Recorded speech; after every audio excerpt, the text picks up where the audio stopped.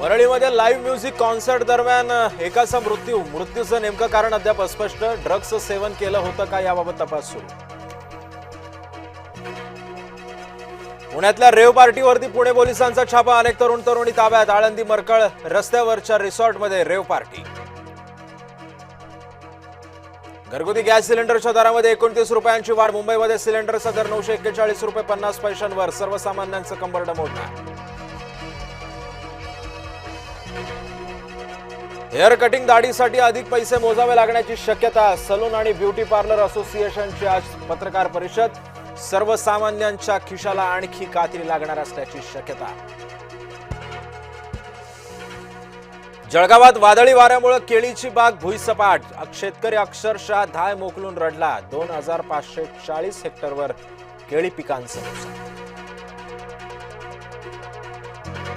अहिल्यानगरच्या श्रीगोंदा तालुक्याला गारपिटीचा तडाखा. श्रीगोंदा तालुक्यातील हंगेवाडीमध्ये पिकांचं मोठं नुकसान.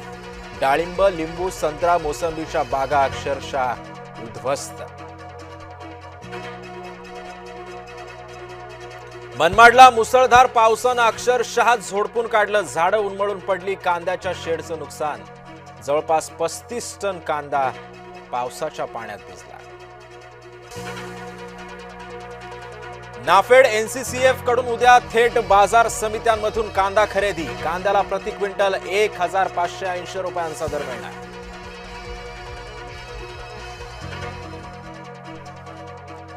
इंधन गॅस दरवाढी विरोधामध्ये ठाकरे गट आक्रमक. छत्रपती संभाजीनगरमध्ये महंगाई के अच्छे दिन जन आक्रोश आंदोलनाची हाक. अंबादास दानवेंच्या नेतृत्वात होणार आंदोलन. छगन भुजबळांना राज्यसभेची उमेदवारी मिळण्याची शक्यता. तर समीर भुजबळांना मंत्रिपदाची लॉटरी लागण्याचा अंदाज. मुख्यमंत्री फडणवीसांच्या भेटीनंतर राष्ट्रवादीच्या नेत्यांची खलबत्ता.